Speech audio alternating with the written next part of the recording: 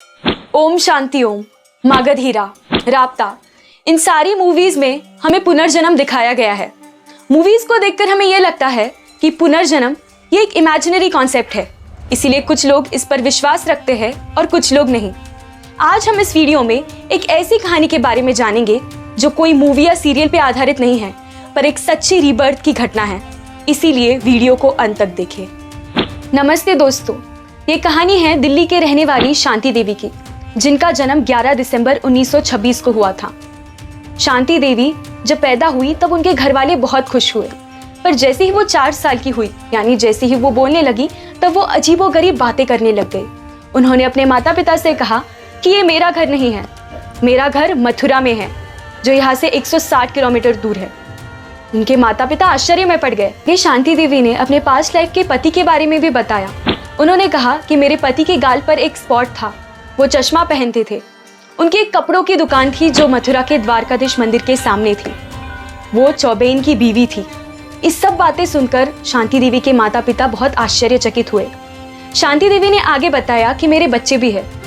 मेरे बच्चे के जन्म के 10 दिन बाद मेरा मृत्यु हुआ। उन्होंने अपने सर्जरी की प्रोसेसेस भी बताई। उनके मम्मी पापा शॉक हो गए कि एक 4 साल की बच्ची इतनी डिटेल में एक जगह के बारे में कैसे बता सकती है, जब वो कभी दिल्ली के बाहर गई भी नहीं, जिसके 2 साल बाद भी ये सिलसिला शुरू रहा। शांति देवी रोज कुछ ना कुछ अपने पास्ट लाइफ के बारे में बताती। कभी खाना खाते वक्त वो अपने मथुरा के स्पेशल फूड के बारे में बताती, तो कभी वो अपने पास्ट लाइफ के सबसे फेवरेट कपड़ों के बारे में बताती, जिनसे दिन ब दिन उनके माता पिता की चिंता बढ़ गई। शांति देवी स्कूल जाने लग गई थी। स्कूल में भी वो अपने टीचर्स और अपने दोस्तों को अपनी पास्ट लाइफ के बारे में बताती। वो इतने माइन्यूट डिटेल्स देती कि सामने वाला हैरान हो जाता। एक दिन शांति देवी के हेडमास्टर ने इस बात की जांच करने की कोशिश की, जिसके लिए वो मथुरा गए। मथुरा जाने के बाद उन्होंने पूछताछ की, जहाँ पर वो एक व्यापारी से मिले। दोस्तों, आश्चर्य की बात यह है कि उस व्यापारी के गाल पर एग्जैक्ट वैसा ही स्पॉट था जैसा शांति देवी ने डिस्क्राइब किया था। वो व्यापारी चश्मा पहनता था और उस व्यापारी की दुकान मथुरा के द्वारकाधीश मंदिर के सामने ही थी। जब हेडमास्टर ने उस व्यापारी से अपना नाम पूछा तो उस व्यापारी ने बताया केदारनाथ चौबे। दोस्तों, हैरानी की बात यह है कि 2 साल से शांति देवी इसी नाम के बारे में बात कर रही थी। ये नाम उनके पास्ट लाइफ के पति का था। हेडमास्टर इन सारी चीजों को मेल खाता देख आश्चर्यचकित हो गया। हेडमास्टर ने उस व्यापारी से अपनी पत्नी के बारे में पूछा।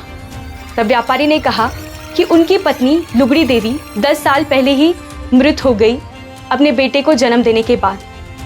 ये कहानी सेम थी जैसा शांति देवी ने बताई थी। जिसके बाद हेडमास्टर उस व्यापारी को शांति देवी से मिलाने दिल्ली ले गया। व्यापारी अपने साथ अपना बेटा भी ले गया था। ये एक ऐतिहासिक मिलन था। शांति देवी ने जब पहली बार उस व्यापारी को देखा तो वो पहचान गई कि वो उनके पति केदारनाथ चौबे थे। यहाँ तक कि उन्होंने अपने बच्चे को भी पहचान लिया। शांति देवी ने अपने बर्थ से लेकर डेथ तक स्मॉल इंसिडेंट्स बताए।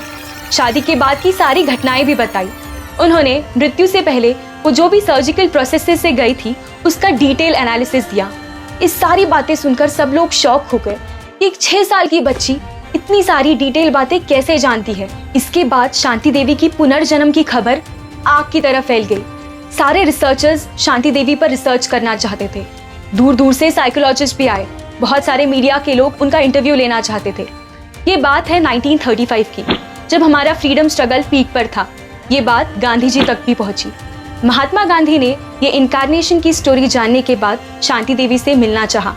वो जब शांति देवी से मिले तब उन्होंने डिसाइड किया कि वो एक 15 लोगों की कमिटी बिठाएंगे, जिसमें ये प्रूफ होगा कि ये स्टोरी सच में सच है या नहीं। गांधी जी ने 15 लोगों की एक कमिटी एस्टैब्लिश की, जिसमें बड़े बड़े पार्लियामेंटेरियंस, इन्फ्लुएंसर्स, मीडिया पर्सनल्स भी थे। ये 15 लोगों की कमिटी शांति देवी को लेकर मथुरा गई। जब शांति देवी मथुरा के रेलवे स्टेशन पर उतरी तब उन्होंने एक अनजान आदमी को रिकॉग्नाइज किया और उन्होंने उस 15 लोगों की कमिटी से कहा कि ये उनके जेठ जी है। वो 15 लोगों की कमिटी आश्चर्यचकित हुई, क्योंकि दोस्तों, वो इंसान सच में केदारनाथ चौबे का बड़ा भाई था। उसके बाद शांति देवी ने टोंगे वाले को भी पहचान लिया। उसके बाद शांति देवी ने उस टोंगे वाले को अपने घर तक का रास्ता बताया। दोस्तों, हैरान की बात यह है कि वो रास्ता सीधा उनके घर तक पहुंचता था, जो था चौबे जी का घर। वहां पर एक बुजुर्ग इंसान खड़ा था। शांति देवी ने उनसे आशीर्वाद लिया।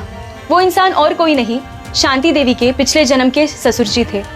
ये सब देखकर 15 लोगों की कमेटी हैरान हो गई थी।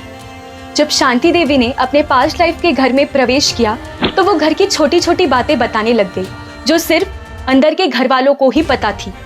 उसके बाद उनसे कुछ कठिन सवाल पूछे गए। उनसे पूछा गया कि जाजरू कहाँ है। तब शांति देवी ने बाथरूम की ओर इशारा करते हुए जाजरू दिखाया। उनसे पूछा गया कि कटोरा क्या होता है। तब शांति देवी ने कहा कि ये एक प्रकार का पराठा होता है। ये 2 वर्ड पूरे मथुरा में बस चौबे जी के घर पे ही यूज होते थे। दोस्तों, ऐसे एक एक एविडेंस मिल रहे थे उन 15 लोगों की कमेटी को, जिससे कि ये प्रूफ हो रहा था कि ये रीइंकार्नेशन की स्टोरी कोई कहानी नहीं है पर ये सच्चाई है। तब शांति देवी ने उन्हें कहा कि 2nd फ्लोर पर एक स्पॉट था जहाँ पर एक मटके में वो पैसे जमा करती थी, जिसे बस उनके पति को पता था और किसी को नहीं। वो स्पॉट चेक करने के लिए सब लोग 2nd फ्लोर पर गए, पर वहां जाने के बाद वहां पर कोई पैसे या कोई मटका नहीं मिला। तब केदारनाथ चौबे वहां आए और उन्होंने कहा कि लुगड़ी देवी के मृत्यु के बाद उन्होंने वहां से सारे पैसे ले लिए थे। इन सारे एविडेंसेस को अपनी आंखों से देखने के बाद उस 15 लोगों की कमेटी ने ये प्रूफ कर दिया कि शांति देवी लुगड़ी देवी का पुनर्जन्म है, जिस पर उन्होंने एक रिपोर्ट भी पब्लिश की जिसमें यह बताया गया कि ये रीइंकार्नेशन की स्टोरी सच है। जिसके बाद ये रिपोर्ट दुनिया भर में फैल गई, जहाँ पर बहुत सारे देशों से रिसर्चर्स आए और इस पर रिसर्च करने लग गए। आयन स्टीवनसन, जो रीइंकार्नेशन स्टडीज के एक लीडिंग अथॉरिटी थे, उन्होंने भी कहा कि ये कहानी पूरी तरीके से सच है। पर इस कहानी पर बहुत सारे क्रिटिक भी आए, जिसमें लॉर्ड स्टैंड ने कहा कि ये रीइंकार्नेशन की कहानी फेक है और ये शांति देवी का एक साइकोलॉजिकल ड्रामा है। पर प्रॉपर रिसर्च के बाद उन्होंने बताया कि ये पुनर्जन्म की कहानी पूरी तरीके से सच है, जिस पर उन्होंने एक बुक भी लिखी, I have lived before, the true story of reincarnation of Shanti Devi. The cycle of life and death goes on until we get liberation. Swami Vivekanand, Yoganand Paramhans, and many yogis have talked about past life, rebirth, and the science behind it. It's a very subtle science which our logical mind cannot understand. दोस्तों, शांति देवी की reincarnation की ऐसी पहली कहानी नहीं है, ऐसी बहुत सारे केसेस मिले हैं। आपका क्या कहना है रीइंकार्नेशन के बारे में कमेंट सेक्शन में ज़रूर बताएं। अगर वीडियो इन्फॉर्मेटिव लगे तो लाइक, शेयर और सब्सक्राइब करें।